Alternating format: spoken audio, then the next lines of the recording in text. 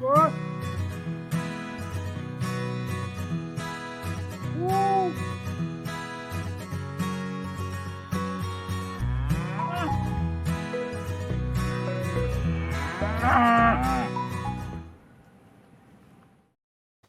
Hello and welcome. We're so glad you're here today. I know it said cattle chats, but it's really an international heritage breed chat. But you know, it's about livestock, and I got really excited for Cattle Month next week, so I decided to debut our new intro. I'm Brittany Sweeney. I am the communications manager with the Livestock Conservancy, and here with me today is our senior program manager, Jeanette Behringer, and Libby Henson is joining us all the way from England. We're so glad you're here. And she is with Grassroots. Do you want to introduce yourself, Libby? Hi there. So my name's Libby Henson. I'm the director of a company called Grassroots Systems, and we provide software to pedigree livestock breeds. And I worked for TLC back in the 80s. I was the first chief exec, and I did the first national census of breeds in North America, and moved the organization from New England down to North Carolina, where you are now. All right, that's super exciting. Yeah, and needless to say, you lived and breathed it and slept it too. I did. You actually lived in the office for a while. I did. I slept under my desk. Not literally, but I did have a little room off the side of the office, and that's where I lived for the first year. We had no money.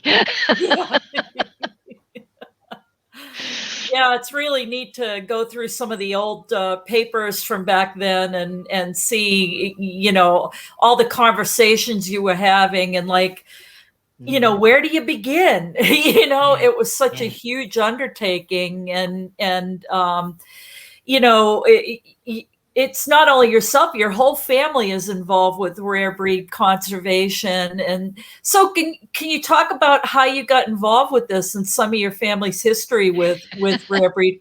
It's in your blood. That's it's for sure. In my blood. It certainly is. So my dad grew up in London. He was the son of an actor, but he always wanted to farm. That's all he ever wanted to do. And he was always really interested in old breeds. So he went to agriculture college, worked on farms, and eventually took a tenancy at a rented farm and just started putting together a little collection of rare breeds.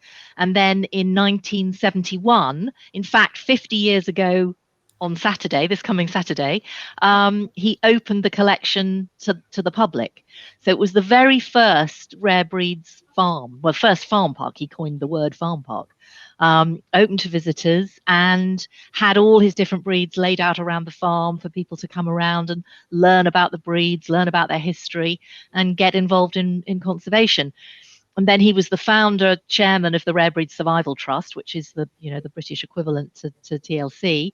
And so I grew up just with rare breeds and at his heel. And I was always just loved working with my dad and loved working with rare breeds and particularly with the family histories. I wanted to know who was related to who and, you know, which cow's granddaughter had done what and all that kind of thing. So that was always my fascination.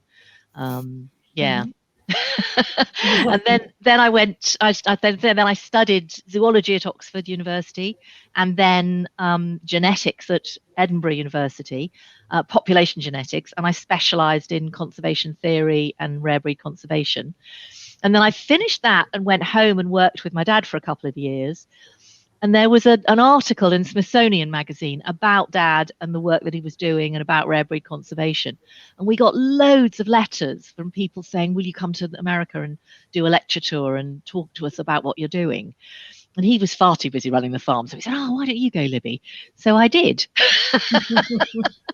And there was an airline in those days called Trouble, Worry and Aggravation, TWA. And I had you could buy a ticket that would allow you to travel anywhere in the States for 2 months. And it was, I can't remember how much it was, but there was an international flight and then you could fly as many times as you liked. And I don't think they actually expected people to, sorry about this, to do that. So I went with man who was later to become my husband, and we flew all over the country. So I did my first lecture in Plymouth Plantation, which was a really good place to start. Mm-hmm. And then we went around loads of living history places. We we spoke to Mrs. Rockefeller in her private apartments, and went and saw the Amish, and went and saw the Navajo, and just had an amazing trip. And at the end of it, I was invited to come back and help run TLC, and I said yes. Oh wow! Now you headed back to the UK to continue your work with rare breeds, and started the Grassroots system, which we've just recently adopted for our stud books. We're real excited about using it. And so you're still hip deep in rare breed conservation, and compared to the United States, what are the biggest challenges that you find with rare breed conservation in the UK? Okay, well, I think the UK has a really long history of well-established pedigree breed societies. There's a kind of a core of that. Of course, we're a much smaller place, so it's possible to have an annual meeting and get people from all over the country to come to meetings without too much difficulty. So I think the cohesion of breed societies here is much, much better than I experienced when I was working with you guys. And that's partly because America is such a big place and such a diverse place. So if there's a little group of people who've got a breed in New England, and then somebody else has got the same breed in Texas, they're as like as not to set up two competing breed societies rather than work together. And that's just part of it being such a big country and being so diverse. But it was one of the things I really struggled with in those early years. Some of the breeds, and I know you still do, some of those breeds that we worked with, I seem to remember the Spanish horses, we had 5 or 7 registries, and trying to bring those people together and explain to them that this really wasn't the best way to conserve a breed. So we don't have those problems. We do have the problems that land is expensive. It's difficult to come by. There aren't so many people who can afford to have a little farm and keep a few animals, whereas I think in the States land is still not quite so unaffordable. So that's an issue. But I think other than that, probably we're facing all the same problems. We're basically dealing with historical populations of livestock where we've got to find a role for them in order to ensure they survive, because we can't stick them in aspic. We've got to find a role for each breed. Yeah, finding them a job is half the battle. Exactly. And especially for the animals that their job is not to be eaten, I find to be particularly difficult. And horse and donkey conservation here is just some of the hardest work that we do. And as you said, land, it's a little more affordable, but keeping horses is still really, expensive business. We're in exactly the same boat with the equines here. So pretty much all our native equine breeds are in decline. That might be a little bit of a sweeping generalization, but we're worried about all of them. Interestingly, the one, there are a few horse breeds that are doing well here because they've got really strong breed associations and work really, really hard to promote their breeds. But also with the draft horses, our Suffolk Punch population is doing really well because they've found a niche market with sustainable logging. And that's the premier horse to use in sustainable logging operations. Everybody wants a Suffolk Punch. And so it found its job, and, the population's increasing, and they're doing well here. But I wanted to really good. That's really good to hear, because in the UK, they're in serious trouble. I think there were only 12 foals registered last year. They're tiny, tiny numbers. Our mare is due any day now, actually, Lexi. Oh, great. Fingers crossed. Yeah. Well, tell me, how did you get around to developing Grassroots? Did you see that there was this void of resources that you felt you needed to jump in and start something? So I took over running my first breed society when I was 17. and which Cotswold sheep. And then I took on the Longhorns and the Gloucesters and the Castle Montmoret's. So in my early 20s, I was running 4 breed societies. Then I came and worked for in America, but I carried on running those breed societies throughout that time. So I ran the Longhorns for 25 years. And I taught myself to program and wrote a software system in order to keep that information, because each breed, as I took them on, they would hand me a leather-bound ledger where they were handwriting the details of all the animals, and then they were sending that to a printer who was typing it, or probably putting it together with little widgets, but printing it up into a herd book or a flock book. None of it was digitized at all. So I started by teaching myself DBase, and I wrote a very simple computer program so that I could create extended pedigrees and do certificates and do flock books. Then when I came to the States, I set up the same sort of thing for the Jacob Sheep, the first Jacob Sheep Society, and we worked with the Devons and got them sort of going with a little bit of it was basically just a DBase thing. And then when I came home, I worked for the United Nations for a few years and looked at sustainable agriculture all over the world. And so I looked at what was happening in those countries for registries. And it seemed to me that the big boys, the black and whites, the big beef breeds, the big pig companies had written massive computer software systems, but everybody else was reinventing the wheel. They were using card indexes and access databases and Excel spreadsheets, and everybody was doing different things. But actually, the bulk of what we do as a breed society is exactly the same. We've got people with names and addresses and phone numbers, and animals with dates of birth and parents and identification numbers and names. And so the idea was to create something that would work across all breeds and all species, and yet be so flexible that everybody that their outputs could look different. So we now we've got 130 breeds now on the system. And generally speaking, all their pedigree certificates look different. They've got their logos on and their watermarks, and some are landscape and some are portrait, and they can look whatever they like. And their stud and herd books can look as whatever they like. And that's actually really important, because if you're the sort of person who is determined to go on keeping a basically unfashionable breed, it's not the common commercial breed, you don't want to be pushed into doing what everybody else does. You want to do it your way. So that's what we've always tried to do. So as I say, we've now got 130 breeds: sheep, cattle, pigs, goats, horses, donkeys, and camelids. And we keep all the people information, all the animal information, and everybody can use the same basic kit to do that.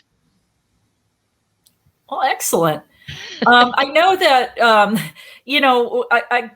I get to talking about stud books, and sometimes I see folks' eyes kind of glaze over. But one thing I really wanted to explore is the importance of registration. There's so many people that don't think it's worth registering an animal, and I feel like a broken record. And how do you tell people, or can you frame for our audience that it's not, that it's important, and why people need to register, that it's worth taking the 5 minutes to fill out your application and send it in? Yes. How do you get through to people for that? Okay, so I believe that registration is absolutely essential. It's really, really important part of any livestock breeding, but especially of conservation breeding. And that's because there are 2 reasons really. The first is that you need to know how animals are related to one another, so that you can avoid breeding problems, you can prevent creating problems. And of course, as you know, Jeanette, already, the importance about inbreeding is that if you've got 2 animals which have a common ancestor, however many generations back, and that common ancestor had a faulty gene, the chance that faulty gene will pass down through the generations, masked by the perfectly good gene that's being inherited from the other parent all the way down through the generations. You can get lethal genes in a population that can be completely hidden while you've got no inbreeding. But as soon as you get an animal who's got both its mother and its father is descended from that animal with the faulty gene, and by chance it inherits the faulty gene from both sides, that's when you've got inbreeding problems. So you might end up with a dead offspring, a dead calf or a dead lamb. You might end up with one that's born, but it doesn't do very well, or it's got problems, or it's deformed in some way. Or more likely, you'll just get a reduction in fertility, and you'll think, I don't know, why are these cows taking so long to get in calf? And it's because they're slipping calves, because they're trying to set calves which have actually got a genetic fault, because they've inherited that genetic fault from both sides of the pedigree. Did you see on that line? Sorry to interrupt, but did you see the news? Was it last week, where Tyson is experiencing a dramatic drop in fertility because of some faulty genes in one of their male lines, and we're actually looking at a chicken shortage because of this one line of birds with those faulty genes. So it's exactly what you're saying. Without knowing the pedigrees, they're not going to be able to trace back and figure out where it came from. Exactly. Yeah. So it's absolutely essential, because otherwise you just don't know what you're dealing with. So if you've got a smallish population and you start having problems, fertility problems or deformed lambs, and you've got no pedigree information to go with, it's very, very difficult to track back and start planning your breeding to avoid that. So from that point of view, it's really important. But also the flip side is really important. If you're trying to create a role for a breed, a job for a breed, and you want it to produce more wool or better milk or whatever it is that you're trying to do, you need to know which animals carry those characteristics and how they're related to one another in order to bring that together. Otherwise, you've just got a big pot and you don't really know what you're going to get out of it. So those are two reasons. The other reason, of course, is a financial one. Because I don't know about in the States, but certainly in the UK, if you go to buy a pedigree anything, Labrador dog or whatever, particularly in the dog world, you want to buy a pedigree animal, you want to go to Crufts, you want to show it, you're going to need a pedigree behind you. Might be a really lovely black dog, but it's not a pedigree Labrador. And that's important, because in the end, it comes down to the bottom line. So you might have a field full of pretty looking sheep that you say are whatever breed they are, but if you've got the piece of paper that proves that you can go back, and some of my breeds go back to 1790s, some of our pedigrees go back. Wow. That's worth something. That is pretty special. Yeah. Can you, the other thing, which I think folks don't realize, is all the magic things you can do with that data, like, census and tracking bloodlines. So what are the kind of magical things you can do with all that data for a breed association? Well, it's absolutely essential for an individual breeder. It's important to have that information, but for the whole breed society, it's absolutely critical, because it gives you a picture of what's happening in the breed, where numbers are coming down, which families are reducing or increasing. So you can look at, as you say, at bloodlines, at family lines. You can look at geographical distribution and what's happening in different parts of the country. You can look at the age structure of a population and think, especially in the equines, you might think, oh, come on, there's plenty of them around. But then you look at it and you realize that actually there's quite a lot of old ladies, but there's not enough young mares coming through for breeding stock, so you can see what's happening in the age population. I have to say, occasionally also looked at the age population of the owners, because that can also be quite important when you realize that all your breeders are now in their 60s and 70s, and we need to get some 4-H guys in here. This is, we need to bring on some youngsters. So you can do all of that. But you can also look at the direct relationship between animals. So you can, if you've got the pedigree, you can say, okay, I'm interested in buying a bull. These are my 8 cows or 10 cows or 2 cows. Which bulls should I use? And we can run what we call a kinship, which looks at how closely related your females are to the bulls that are on the market or the rams that are on the market. It's not the only answer. You've still got to go and look at it, make sure it's got a leg in each corner and it's going to do the job, and that you like it. There's no point in buying a bull you don't like. But it does say to you, well, hang on a minute, there's no point in traveling 500 miles to look at that one, because actually, even though it's miles away, it's too closely related to my females. So you can put that into your breeding planning strategy and make sure that you involve that information as well. And of course, if you're keeping performance records, you've got that as well, or color inheritance, or indeed genetic faults. So one of the breeds that we run in my office here has a thing called Tay-Sachs, which is in fact was originally found in humans. So we've managed to identify the gene, literally the gene. So we DNA test all the rams every year, so that we know which rams are carriers, so that we can avoid passing that on into the next generation. Again, you need to know the pedigrees, you need to know your animals, and have all that information to hand. So you can clock onto that registry on our website and see how related animals are to one another, and whether or not they carry that gene, and whether you're prepared to take the risk or not. Mm-hmm. So there's just so much information that you can have at your fingertips. And of course, these days, everybody can have at their fingertips. So when I first started, if you wanted to look up a pedigree of something and go back more than 2 or 3 generations, you had to have a huge dining room table and an enormous set of stud books that went all the way back, because you'd have to look up each year who's his parents and write that down, and then what year was that, and then you find that one and look that up. It took ages to do an extended pedigree. Now you can go onto one of our websites, find an animal, click on pedigree. It'll give you the first 4 generations, back, as far back as the data goes, and it's all there at your fingertips, mm-hmm. at everybody's fingertips. So a newcomer, a 4-H'er, can come into the system, get excited about a breed, and really get knowledgeable about that breed without having to have had a grandfather with all the stud books. So when you have a mobile version of Grassroots now, has that launched? On my phone.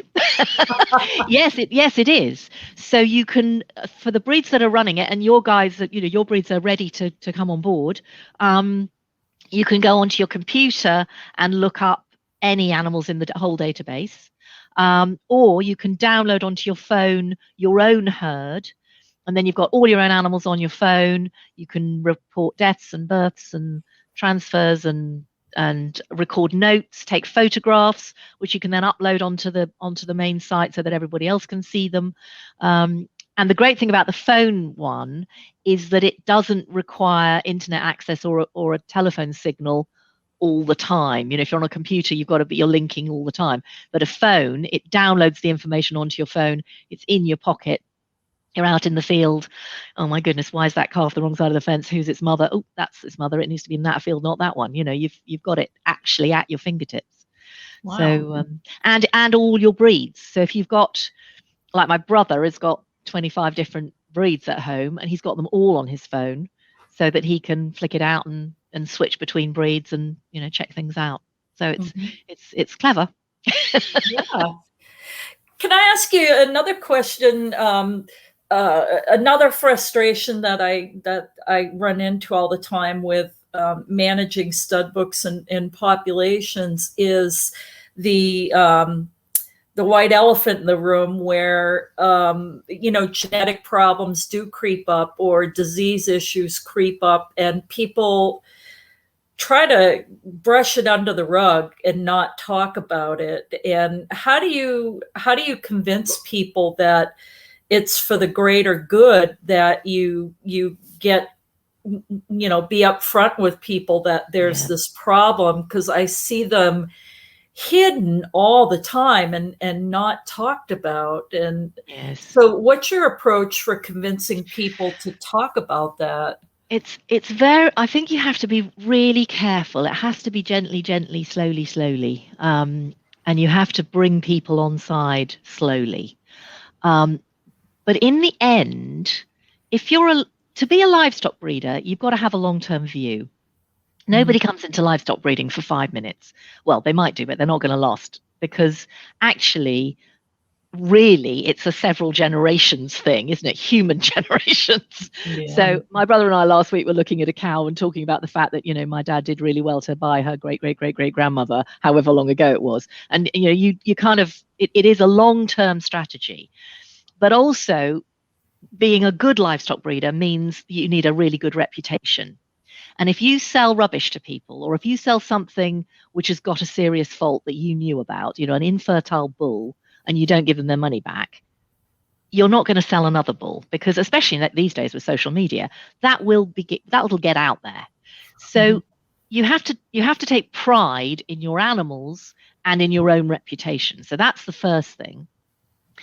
Then on a breed size scale, for the long term, if you care about your breed, for the long-term survival of your breed, you have to take the long view, and you have to take the view that we've got to do what's right for the whole breed. But that doesn't mean that you have to slaughter everything that carries whatever it is that the problem is.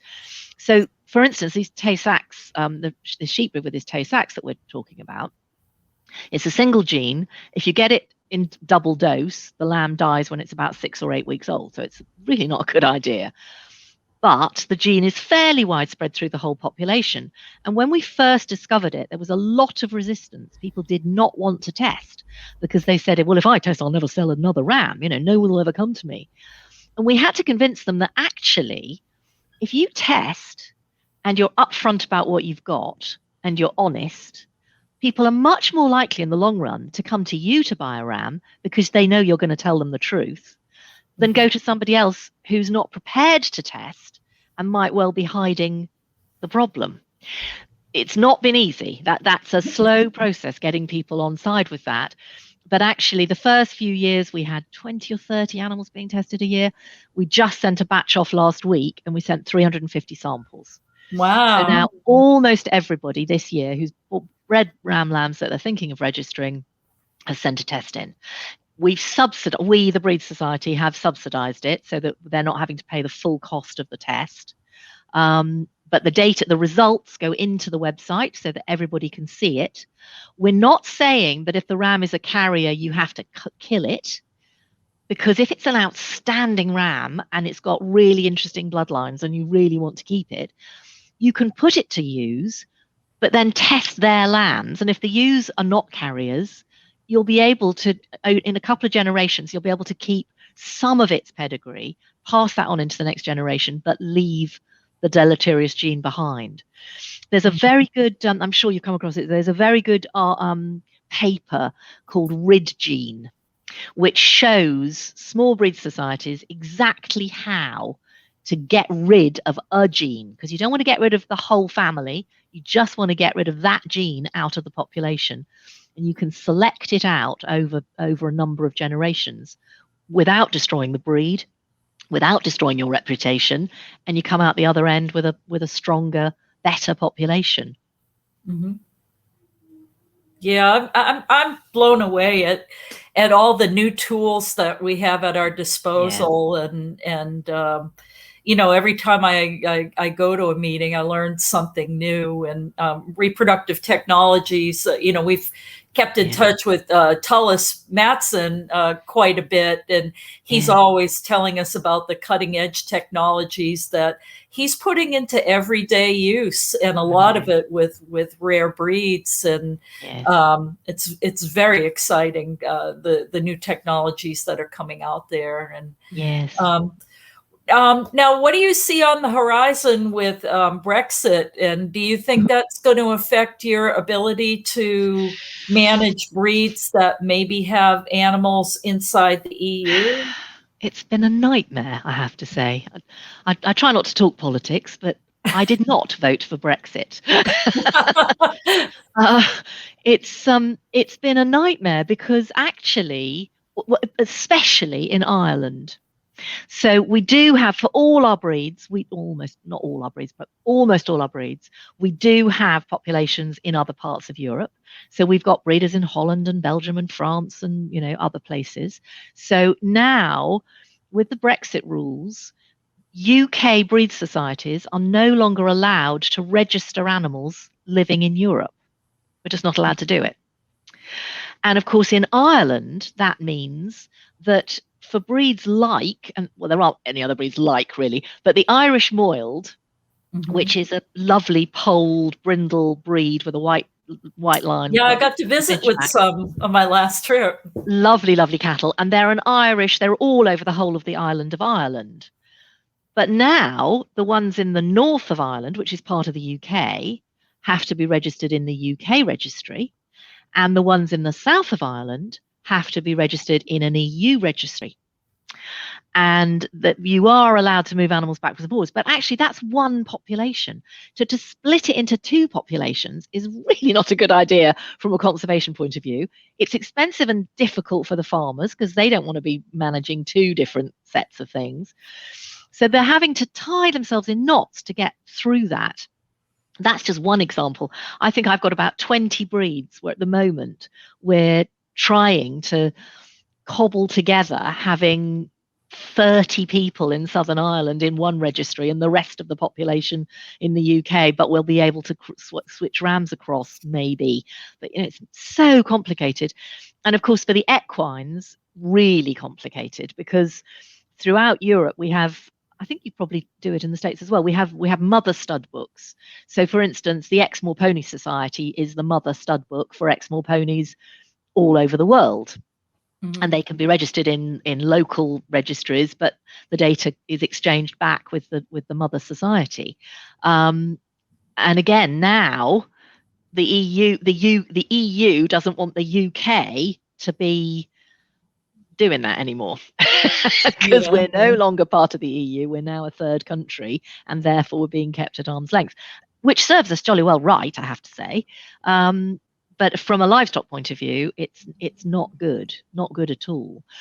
And then, of course, there are all the rules about moving animals. So we were part of a free trade bloc, so animals could move freely within.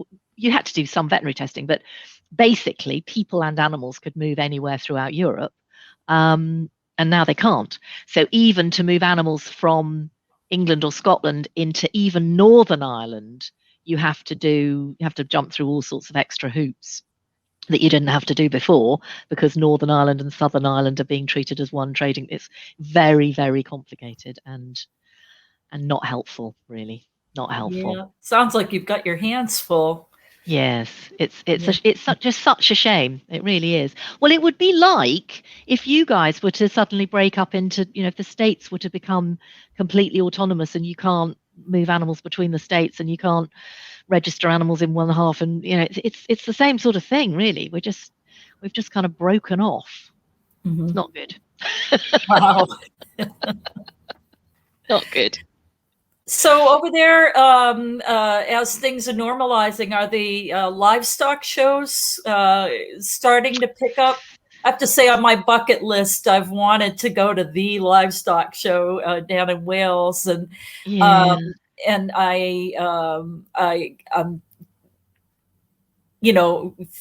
trying to figure every which way to get there one of these days. Have they started picking up?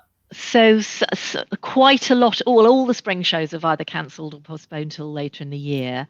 Some of the summer shows are still hanging on, haven't cancelled yet. So the Prime Minister has said that we're going to open up on I think it's the 21st of July. And then everything's supposed to be back to normal and it's all going to be fine.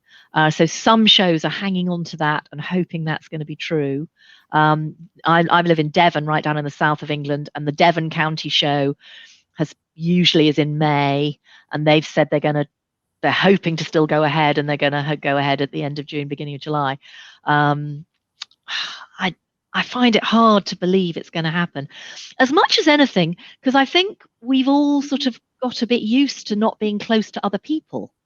And an agricultural show is a busy event, and there's loads of, you're crowding into tents and looking at poultry and walking past people, and it's hot, and I think we're all a little bit, if anybody comes more closer than 2 meters and you're a bit, ooh. So I'm not sure whether it will. So don't come for this year. Wait till next year. Once it happens, there's going to be a massive. Everybody's going to want to go and take part and do things. But at the moment, it's difficult.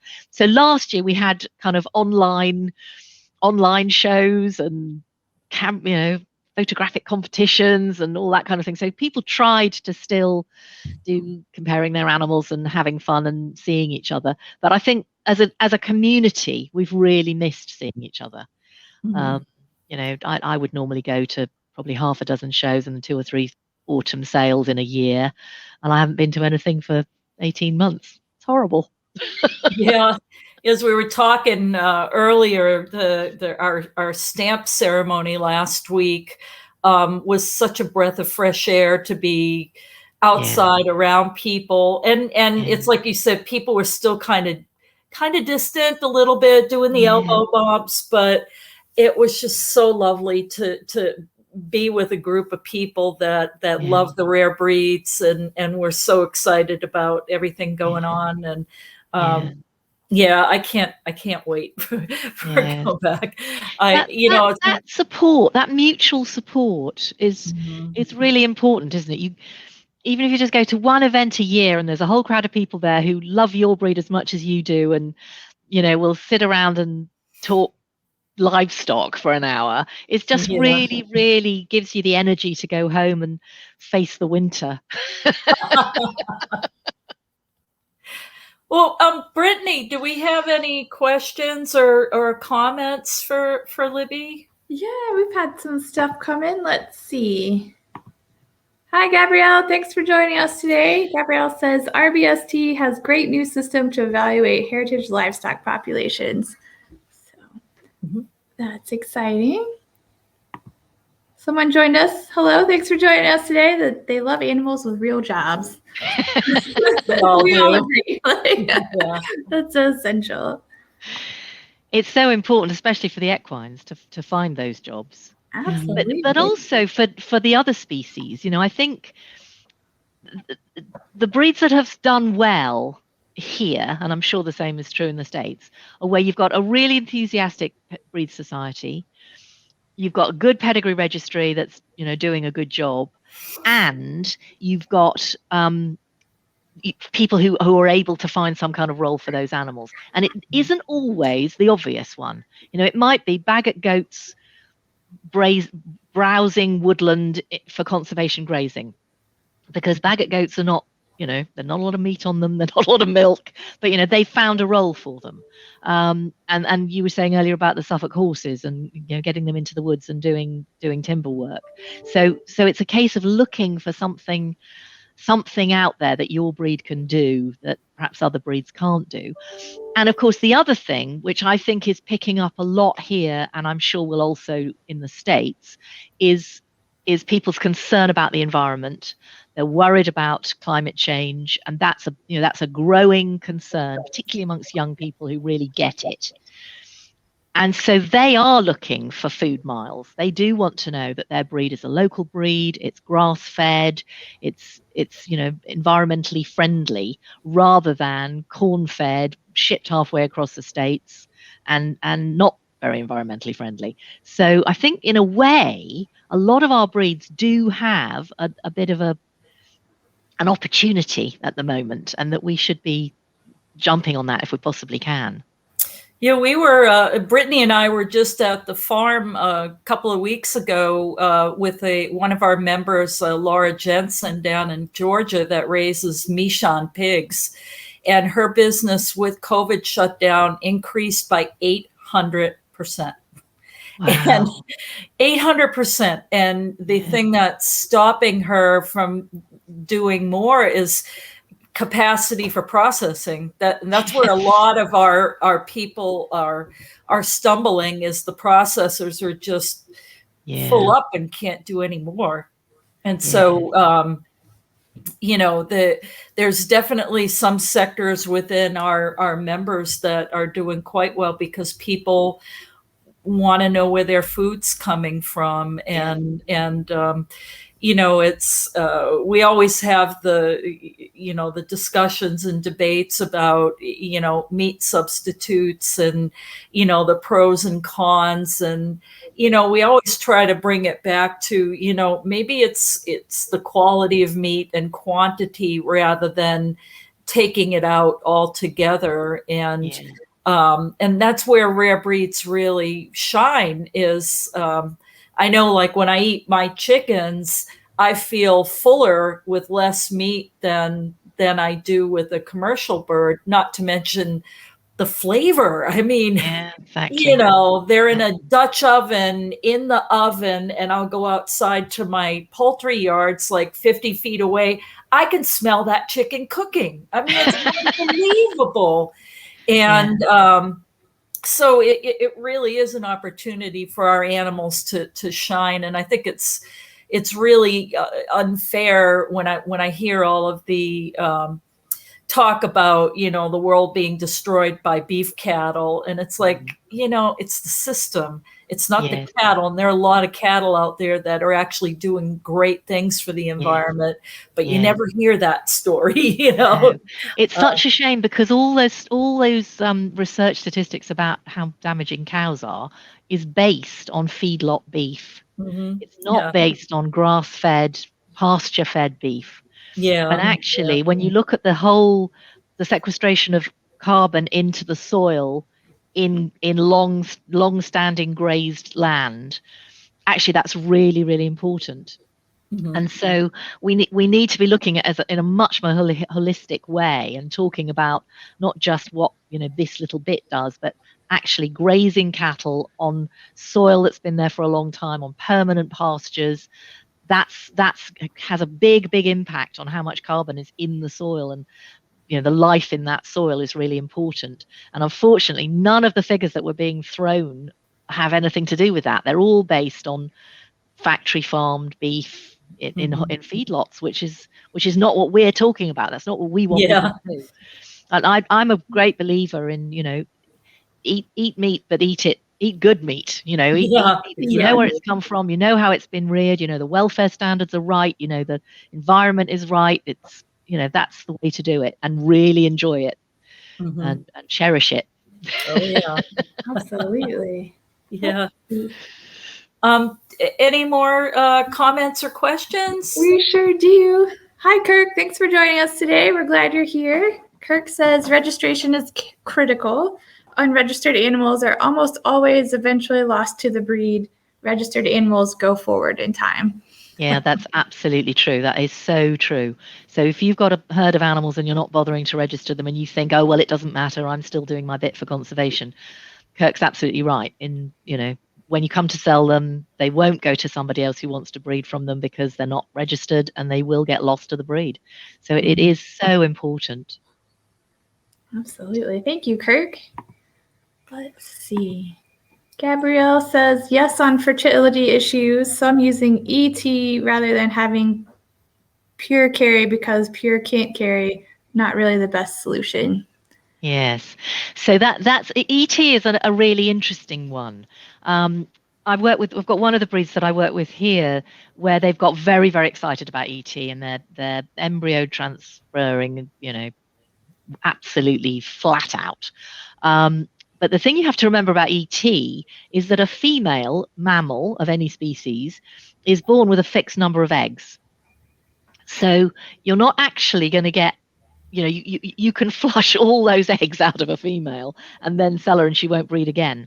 So you can actually create a fertility problem by taking all the eggs out of a young female, and then she's hardly going to be able to produce anything. So that's one problem.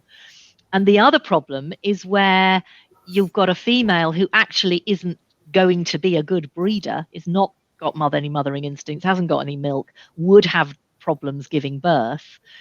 You take the embryo out and stick it into a brood cow, and off she goes and rears your calf. But genetically, that calf is no better than its mother. And so you can actually breed problems. So in the UK, in Europe, we've got a breed called Belgian Blues. I don't know whether you've got them in the States.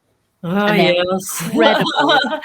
Huge double muscling, and they've got these enormous back ends and loads and loads and loads of steak. Yeah, we call them bubble butts. But they can't breed.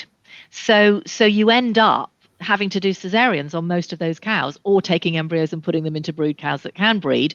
But that just perpetuates the problem, and you end up with an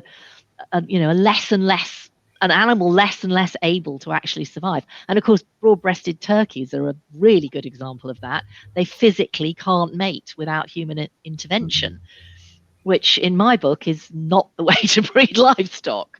So I think embryo transfer is a bit of a double-edged sword. Of course, there are situations when you've got really rare breeds and you've got an old girl and she's only, got a few more years to live. Flush what's left of her eggs out, because that might be all you get out of her. But I think it can be it can be a double-edged sword. You can also, sorry, I'm getting carried away here. The other problem with ET and rare breeds is that if you've got one or two people who start doing ET on a big scale, actually what they're doing is reducing the amount of genetic variation in the population as a whole. Because if you imagine that there are, I don't know, however many, 100 people who are willing to buy animals from this breed this year, if there's 3 people producing 60 lambs that are all half sibs, and they saturate the market, then actually you're reducing the number of bloodlines that are going to survive throughout the breed.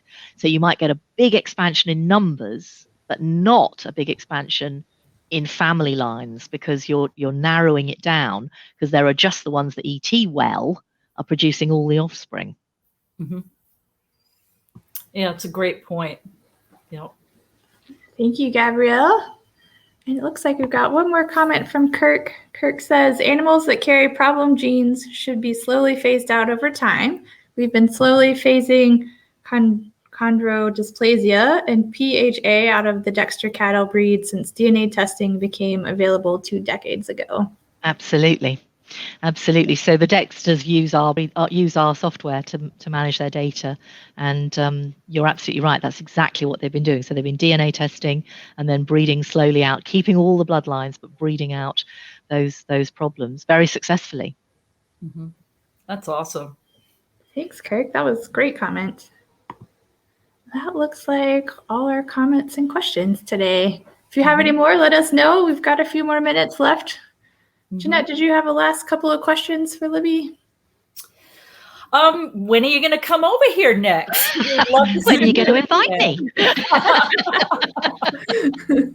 Well, next year we have the 400th anniversary of the arrival of Devon cattle in America. Oh wow! On the Mayflower. Yes. Wow. So we're hoping that there's going to be some event associated with that. And I know a lot of your early work here was with the Devons, so that might be kind of fun. So when I was in New England to start with, and we had 5 people, I think, that we'd found that had contacted us to say that they'd got Devon cattle. And we called a meeting and invited all these guys to come to this meeting. And it was one of those occasions where, could have gone either way, because they were all a little bit prickly, because they all thought they'd got the last herd. And they all kind of came in, well, I've got the last herd, and obviously you haven't really got Devons. And then I did a little presentation, and then we sort of got them talking, and then they started getting out their pocketbooks and their photographs, and they were because this is the old days before phones. They were showing each other photographs, and then they got more and more and more excited, and then they were exchanging bulls and talking about, because actually they did all have Devons, and then we got them together and formed a society and got the breeds, got the registry running.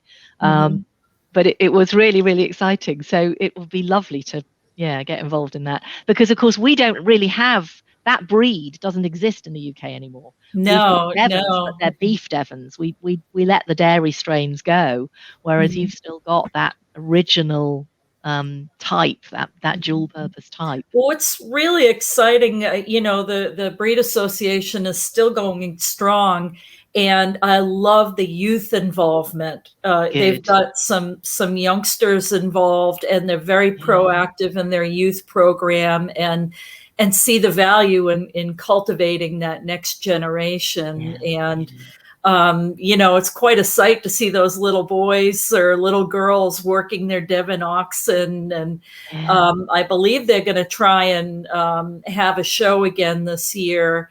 And before the shutdown, the fall before the shutdown, they had one of the biggest Devon shows in decades in Virginia.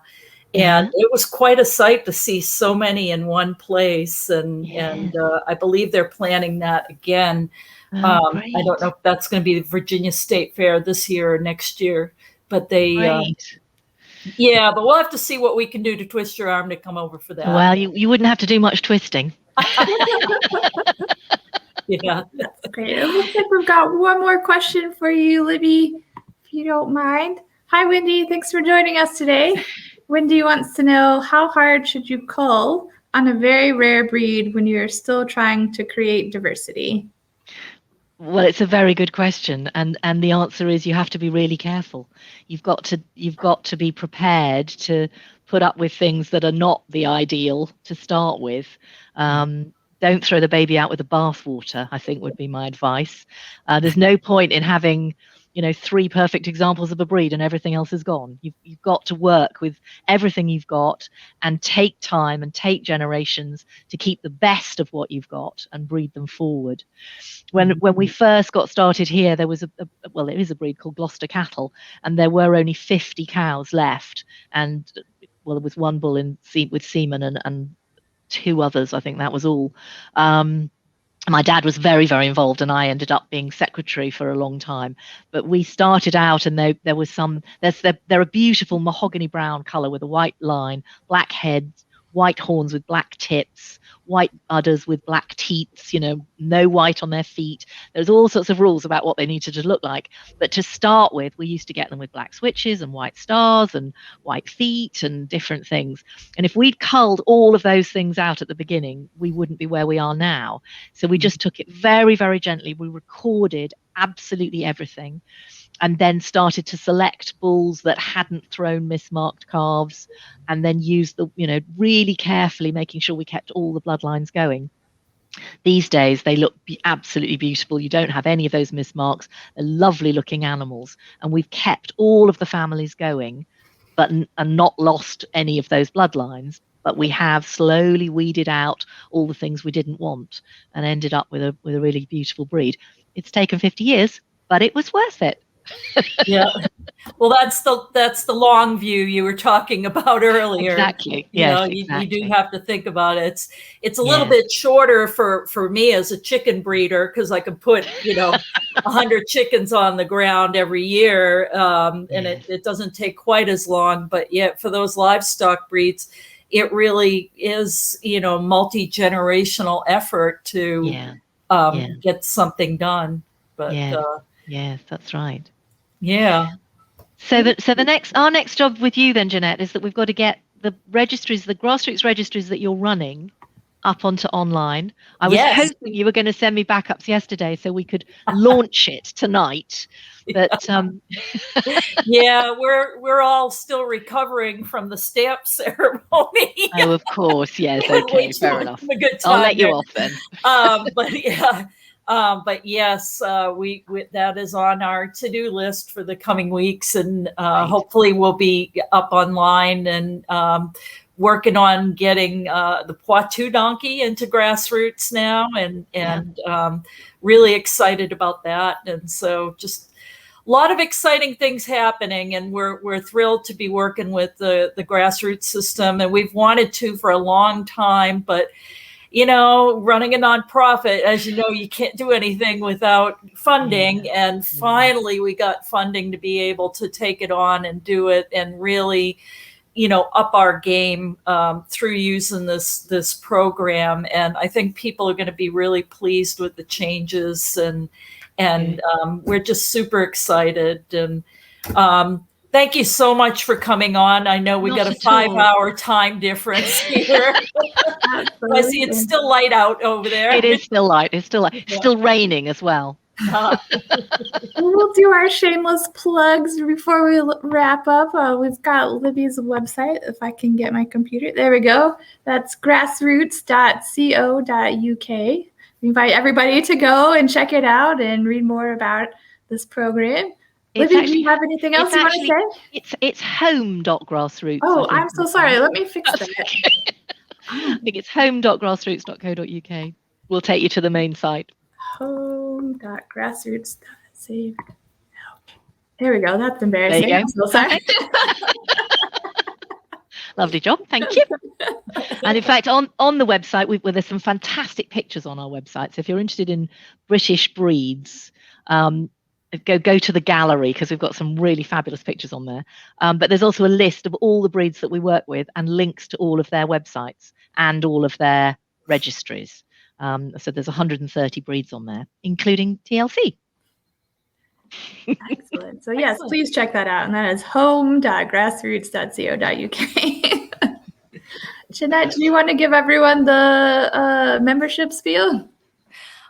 Yes, people are always asking how they can help make this work possible. And there are all kinds of ways, certainly buying products and services from Rare Breeds, or you can join the Livestock Conservancy. It's a great deal and you're helping a great cause. And Brittany and her crew put together a heck of a nice newsletter and e-news, and we've got a lot of really exciting things happening with the Conservancy. There may have been a shutdown around all of us, but man, the business of rare breed conservation certainly didn't shut down during this time, and we're busy as ever, and lots of really exciting work on the horizon. So thank you so much, Libby. It was a pleasure talking to you, and hope maybe we can see you next year. I hope so. Thank you very much for inviting me. Thanks, everyone. We appreciate it. We'll be back next week to celebrate cattle. Have a great afternoon. Bye. Bye.